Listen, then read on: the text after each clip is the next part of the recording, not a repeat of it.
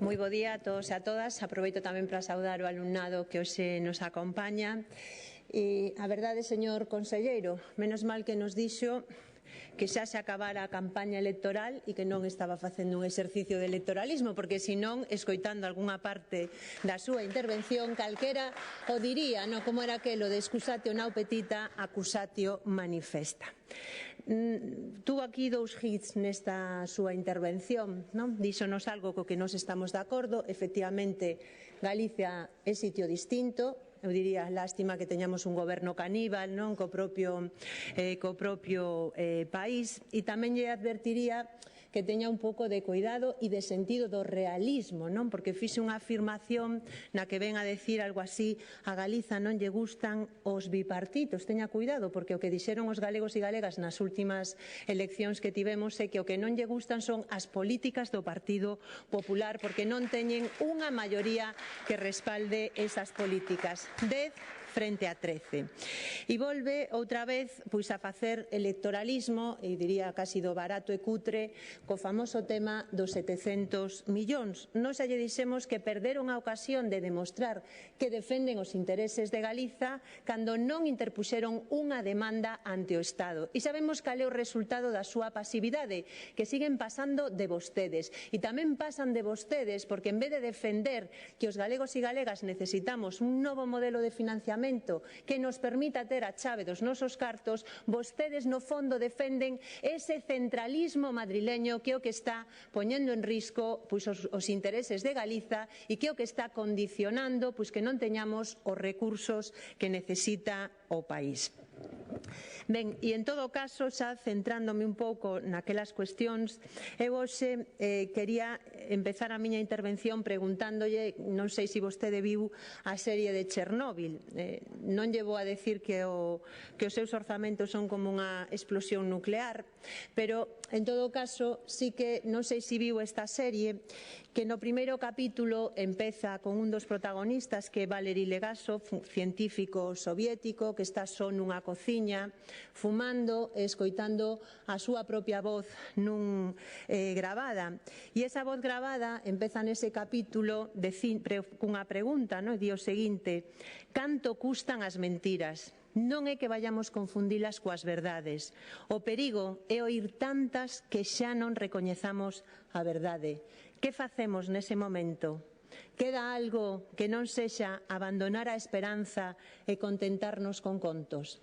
Eu, cando escoitei por primeira vez esta reflexión coa que inicia a serie de Chernóbil, o certo é que pensei na Xunta de Galiza, porque define moi ben a cuestión de fondo coa que vostedes enfocan a súa actuación. Repítennos mentira tras mentira, conto tras conto, imagino que coa esperanza de que non recoñezamos a verdade ou de que nos contentemos cos seus contos, porque iso é o que vostede nos ven a contar aquí, iso é o que temos que soportar cada xoves nuns consellos da Xunta que non resolven nada importante para o país e que se limitan a informes propagandísticos, os mismos contos que temos que soportar nunha televisión de Galiza cada vez máis manipulada e ao servicio do Partido Popular, e queremos solidarizarnos cos seus traballadores e cos venres negros, e iso é o que resume tamén a súa intervención de hoxe neste pleno, porque veu a contarnos un conto, por certo, repetido.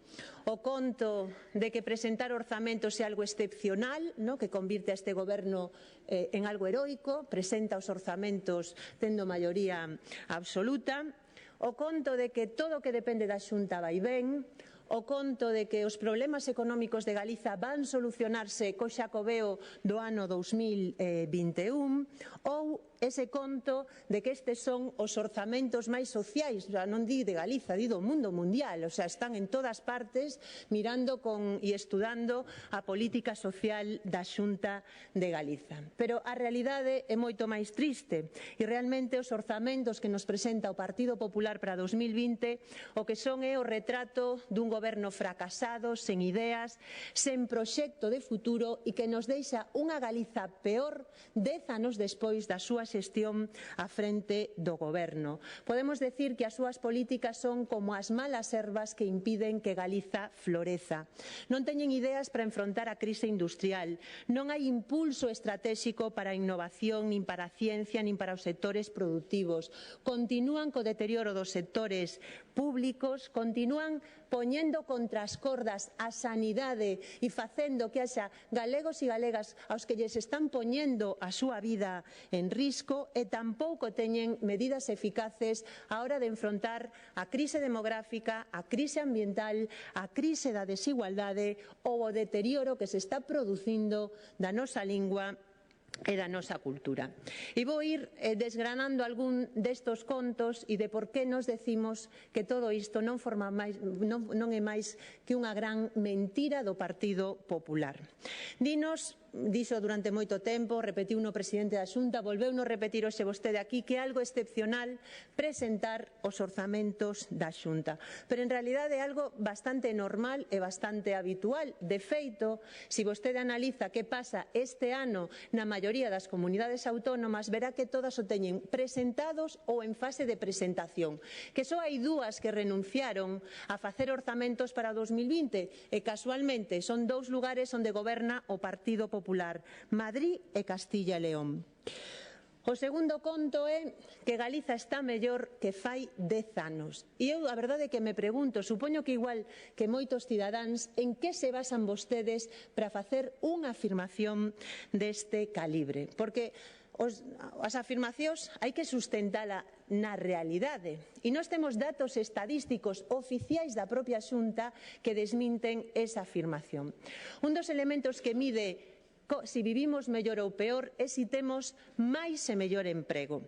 E cal é a realidade do emprego en Galiza? Pois que hoxe temos menos emprego que fai 10 anos, que temos un nivel de ocupación moi baixo, camuflado nunha parte por toda a emigración de xente a que expulsaron durante estes anos e porque temos unha taxa de actividade máis baixa que a media do Estado, e ao lado tamén temos cada vez un emprego máis precario.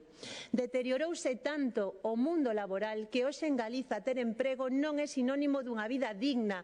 Vostedes crearon unha nova categoría social que son os traballadores e as traballadoras pobres. Responsabilidade en grande parte das políticas económicas da Xunta e desas reformas do Partido Popular e do Partido Socialista que nos decimos que hai que derrogar. O deterioro que se está producindo non é só que o alertemos desde o BNG. Supoño que a vostede leu o informe Foesa e que lle dá algún tipo de credibilidade. Sabe que nos di ese informe, o último que presentaron? Que o 12,3% das persoas que traballan en Galiza encóntranse en exclusión social e que o 3,6% están en pobreza severa. E isto lévanos a falar de outra cuestión que é importante e é cal é o nivel de renta que teñen os galegos e as galegas neste momento. Mellorou realmente a redistribución da riqueza nestos 10 anos? Pois ben, o que vemos é como aquí o que se produciu é, mentres vostedes chaman crecemento insán, nos o que decimos é un crecemento desigual. As rendas dos traballadores e das traballadoras cada vez pesan menos na economía galega e, de feito, se pesan máis as rentas do capital que as rentas dos traballadores e das traballadoras. E isto non era así no ano 2009, era xustamente a inversa. Polo tanto, o que estamos vendo é en Galiza unha tendencia que non se produce nin no resto do Estado, que é un crecemento máis desigual que está beneficiando as grandes rentas do capital e que está retirando recursos dos traballadores e das traballadoras porque teñen menos emprego e porque teñen salarios máis baixos. Está claro, señorías, que algo terá que ver a Xunta de Galiza nesta evolución. E, por o tanto, estamos vendo como o que se dá é un modelo de integración frágil, onde, como sinala o informe Foesa, o 41,6% da poboación galega encóntrase nunha situación precaria. Estamos falando de 1 de cada 5 galegos e galegas, de 470.000 persoas que se encontran en exclusión social. Insisto, son datos do informe Foesa e de Cáritas que me imagino que vostede non creerá que teñen unha alianza xudeo-masónica para criticar a Xunta de Galiza. E sabe tamén que é moi interesante esa reflexión tamén a hora de analizar o debate que hoxe temos sobre cal é a orientación das súas políticas. A quen responsabiliza este informe de ter creado esta situación? Pois sinala a crise financiera, a pérdida de emprego e as políticas de austeridade experimentadas na última década, que son as responsables de que haxa un aumento da desigualdade social. E vostedes veñen aquí dicíndonos que sendo os campeóns da austeridade foron capaces de crear unha mellor Galiza. Non, están deixando unha Galiza máis desigual e esa é unha responsabilidade do Partido Popular. Tampouco, señorías, vostedes acertaron a hora de defender os servizos públicos. Falaremos máis adiante da sanidade, da educación ou da dependencia. Pero quixera poñer o foco nun aspecto como é o que está significando a exclusión no ámbito da vivenda. E aquí quero volver aos datos que dá o propio informe Foesa, que está dicindo que a vivenda neste momento en Galiza é o motor elemental da desigualdade e un factor clave nas dinámicas de exclusión social. E frente a iso, pois o que vemos é que en vez de apostar por política de vivenda pública, a Xunta de Galiza sigue recortando neste ámbito. Por lo tanto, a conclusión é moi clara se temos en conta os informes, os datos oficiais, a realidade que se está vivindo neste momento en Galiza, e é que 10 anos despois de goberno de Partido Popular, os galegos e as galegas non viven mellor, viven peor como consecuencias das súas políticas neoliberais. E o que non poden é seguir excusándose nesta situación en que houve unha crise ou tamén recurrindo constantemente ao pasado, non? É certo que houve unha recesión económica, pero tamén é certo que a Xunta de Galiza xestionou durante estes 10 anos un volume de recursos públicos moi importante. Estamos falando de que tiveron a responsabilidade de xestionar máis de 100.000 millóns de euros ao longo de 10 anos. E o resultado que nos deixan é unha Galiza máis precaria, con menos emprego, con emigración, cunha crise industrial e demográfica, cos servizos públicos tocados e cunha débeda triplicada, porque vostede fala maravillas, non, sobre o ben que xestionaron a débeda pública, pero o certo é que o seu goberno triplicou a débeda pública de todo o país. Ben, o terceiro conto que nos contou hoxe é que estes orzamentos teñen medidas para enfrontar a crise económica grazas ao Xacobeo de 2021. Eu creo que este é o mellor retrato de como vostedes o que non teñen é política industrial nin política económica. Reducen todo, non, pois a unha política de turismo, por certo, falándonos non do ano 2021, como se non tuveramos moitos problemas na Galiza de hoxe. E teñen que explicarnos, porque non o fixo no debate do teito de gasto e vexo que tampouco o fai agora, como nun marco económico no que se está falando a nivel internacional de moitas incertezas que van a afectar as exportacións e o comercio, a Xunta de Galiza fai unhas previsións onde Galiza é unha illa e nada desto nos afectan. Nos estamos tendo xa unha caída nas exportacións, estamos tendo unha caída no IPI. E sabemos que o contexto a nivel internacional ten nubes negras en relación con sectores económicos importantes. Non sabemos como vai acabar esa guerra comercial entre os Estados Unidos e a China, non se sabe cal vai a ser o impacto definitivo do Brexit ou tampouco como todas as agresións imperialistas que está realizando os Estados Unidos a Venezuela ou Irán poden acabar influindo no prezo do petróleo. Pois ben, nun marco desas incertezas onde se fala dunha desaceleración económica, en Galiza hai un milagre, porque porque nada desto nos afecta. Non sei se é capaz de explicarnos. E, sobre todo, eu creo que é moi grave que vostede, na súa intervención, non fixera unha referencia á crise industrial e económica que lle está afectando o noso país e que medidas vai a poñer en marcha o Goberno para poder solucionalo. Temos un grave problema, e é que, efectivamente, temos unha crise industrial na que o Partido Popular e o señor presidente, ausente, como sempre, dos debates no Parlamento, é directamente responsables. Son responsables porque hoxe Galiza ten menos capacidade para poder intervir desde o punto de vista financiero.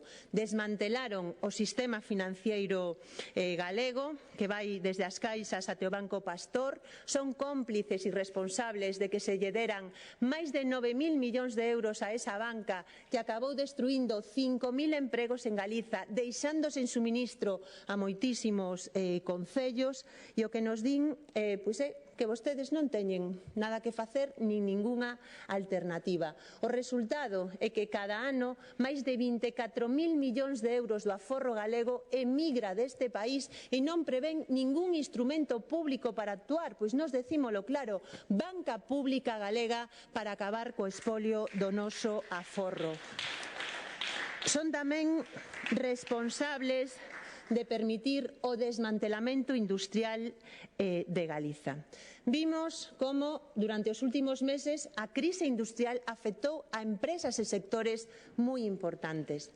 A Xunta non fixo absolutamente nada nin para salvar a Isobat, nin para salvar a Poligal. Máis de 200 empregos destruídos nos últimos meses. Estamos vendo como se deslocaliza emprego en Galiza, unha tendencia que xa se deu en moitos sectores e que agora, por exemplo, lle está afectando o sector das comunicacións, AR, 1.000 empregos en risco no país e a Xunta non se entera, non colle o teléfono. Ou temos o último escándalo, como pode ser unha empresa como Naturgy, que depende e que fai tanto negocio en Galiza, que acaba de decir que vai deixar na rúa a 400 traballadores e traballadoras de Unitono en Ourense. E que fai a Xunta?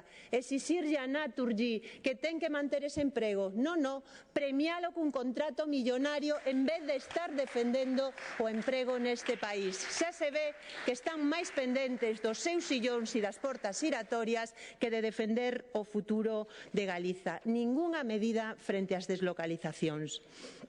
Temos tamén unha crise importante no naval.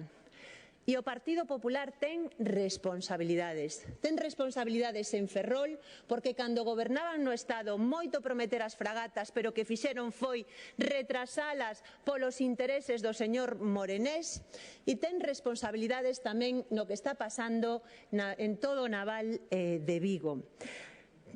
En Vigo deixan caer Vulcano, temos a Barreras a punto de entrar en concurso de acredores.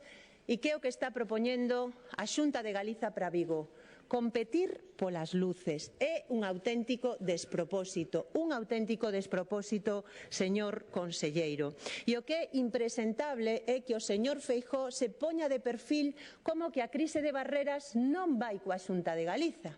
Claro, non vai coa Xunta de Galiza cando el apadriñou en plena campaña electoral, retransmitido por os medios públicos, dicíndonos que a salvación de Barreras era Pemex. Que quedan de todas as promesas do señor Feijóo? Pois o que quedan son mentiras, quedan os seus amigos imputados por corrupción e quedan tamén 30 auxiliares en crise e 1.000 postos de traballo en risco.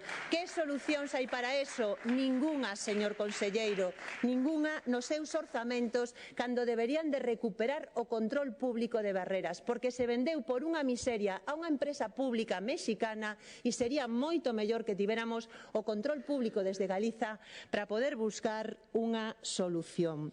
O que non é de recibo é, como fixo o señor Feijóo, que teña a desfachatez de declarar que estaba preocupado, fixo hai uns días no Consello da Xunta, que estaba preocupado pola deriva perigosa de Barreras e que non entendía como o estaleiro chegou a ese calexón sen saída. A verdade é que hai que ter moita cara ou pensar que neste país non temos memoria.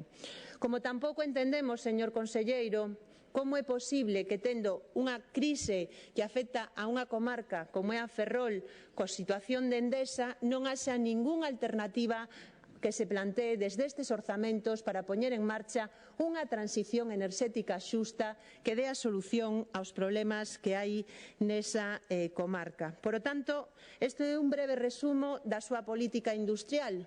Non teñen propostas para frear a deslocalización, non teñen propostas para frear os sectores estratégicos da economía que temos en crise, non teñen estrategia frente á pérdida de galeguidade do tecido empresarial galego, tampouco para apoiar a pequenos e medianos aos autónomos, nin para apoiar o comercio, e o que non lle permitimos é que nos diga que a gran aposta de Galiza é pola innovación, porque realmente o que fixo o goberno do Partido Popular nestos 10 anos foi poñer a Galiza á cola da innovación. Ese é o resultado da súa política neste ámbito. Diminuiu o gasto de I+D+I se o medimos no PIB, pasamos do 1% ao 0,86%, provocaron que desapareceran a metade das empresas innovadoras e continuou no noso país a fuga de cerebros e unha situación na que vemos como moitos científicos e científicas o que están é traballando na precariedade, porque moito propoñer a carreira investigadora, pero sigue sin ser unha realidade.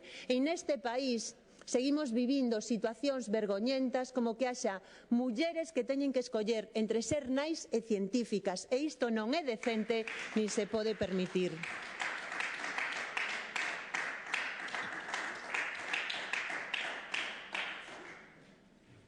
E despois temos a cara B desta realidade, que unha cousa é o que vostedes poñen nas cifras, nos orzamentos, pero outra cousa é o que se executa, porque un orzamento non deixa de ser máis que unha previsión. E cando vamos, por exemplo, ao nivel de execución, que é o que se inviste realmente, vemos en terreos como pode ser o da innovación, como a Xunta de Galiza ten un nivel de execución baixísimo.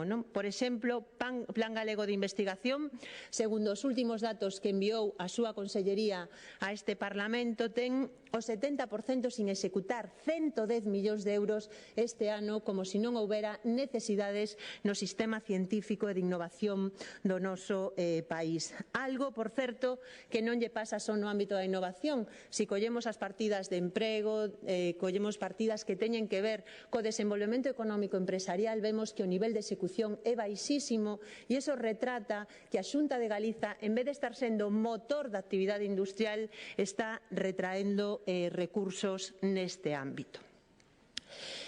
Vayamos agora ao cuarto conto, que este levamos todos estes 3 anos escoitando que esta era a legislatura do rural e dos impostos cero no rural.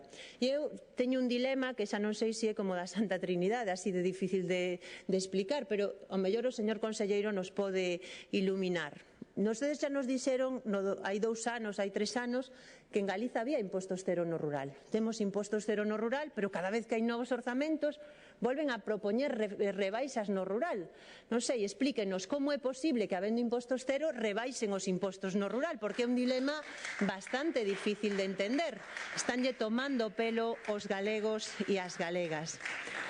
E tómannos o pelo porque nesta legislatura do rural o que pasou é que desapareceron 6.000 explotacións lácteas, que só nos últimos 2 anos se perderon 14.700 empregos no agrario, e que aos labregos e labregas deste país que se dedican a un sector estratégico como é o do leite, o que siguen vendo é como lles pagan os prezos máis baixos do Estado e da Unión Europea. Isto é, señor conselleiro, o que queda do seu compromiso co rural. E, por certo, tampouco vemos que ese compromiso se plasme nos orzamentos, porque, de feito, se comparamos o que dedican en 2019 co que se dedicaba no ano 2009, veremos como hai un 18% menos de fondos para o rural, e o que poñen no papel non son nin tan siquiera capaces de executalo. Temos unha crise demográfica, despoboamento. Hai unha partida destinada a políticas de fixación de poboación no medio rural e o resultado do seu compromiso é que desde 2016 deixaron sin executar máis de 305 millóns de euros e que neste ano no que estamos, no 2019, só o 91% dos fondos destinados á fixación de poboación no rural están sin executar. Non son capaces nin tan siquera de desenvolver os orzamentos que vostedes aproban. E outro tanto, poderíamos falar con outro sector que ten moito peso na economía de Galiza, como é a pesca, non? Que vemos que en 2019 ten un 37% menos que hai unha década e cun nivel de execución que tamén é moi baixo en todas e cada unha das partidas que teñen que ver co apoio ao sector pesqueiro. E como se me vai acabando o tempo e aínda quedan bastantes cuestións que comentar, imos ir ao cuarto conto, que é ese de que estes son os orzamentos máis sociais do mundo mundial e de que a Xunta non recortou durante todos estes anos na súa política social, sino que o mantivo en pé.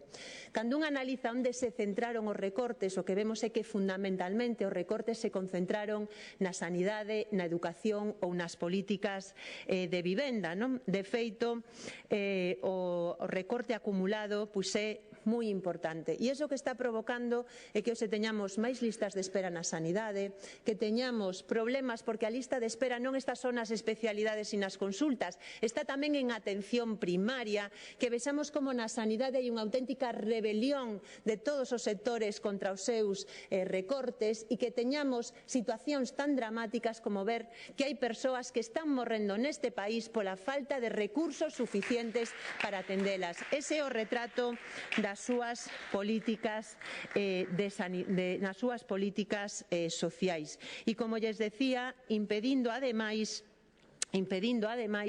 ou tendo nestes orzamentos recortes inaceptables en ámbitos como pode ser tamén as necesidades de acceso á vivenda, que é un problema que cada vez se está facendo máis grave neste país e que lle afecta sobre todo á mocidade que ve que é misión imposible poder emanciparse.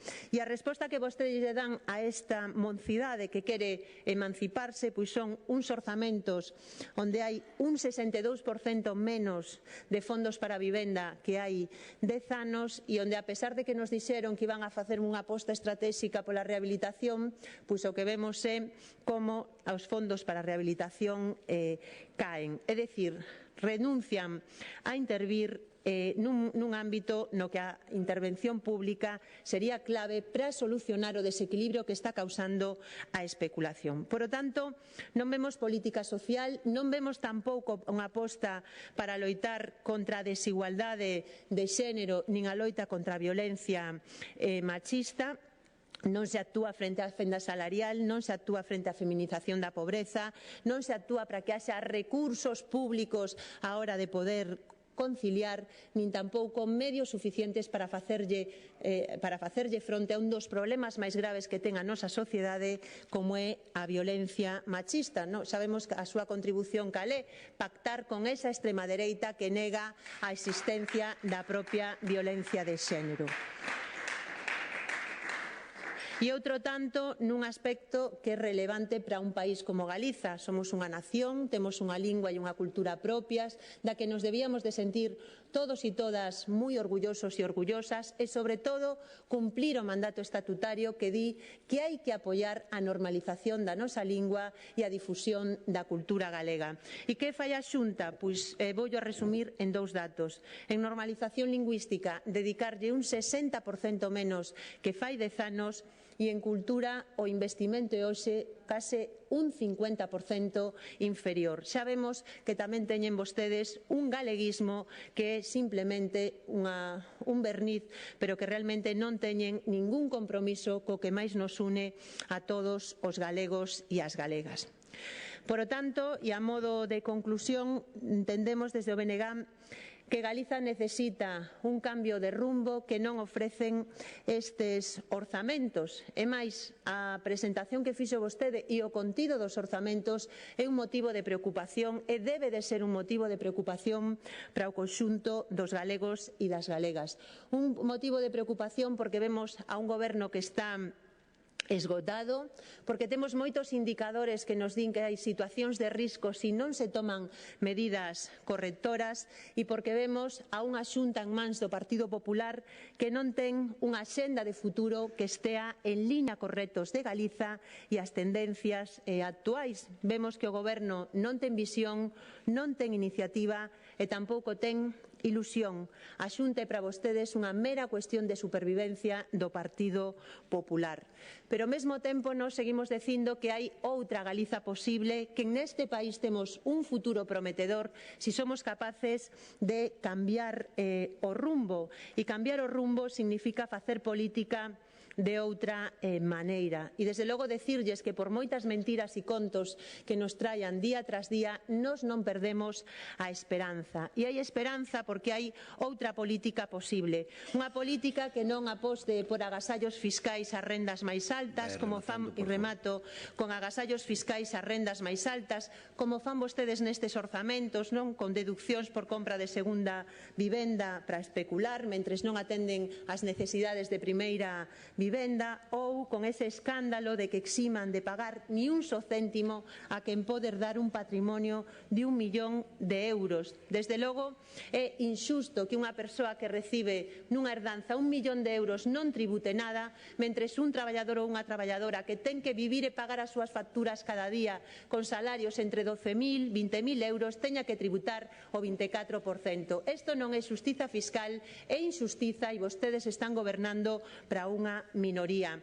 Hai outra política fiscal que se pode facer do mesmo xeito que hai outra política económica, outra política social, unha política de coidado do noso medio ambiente, de respeto polas mulleres e a nosa dignidade e de apoio á nosa lingua e cultura.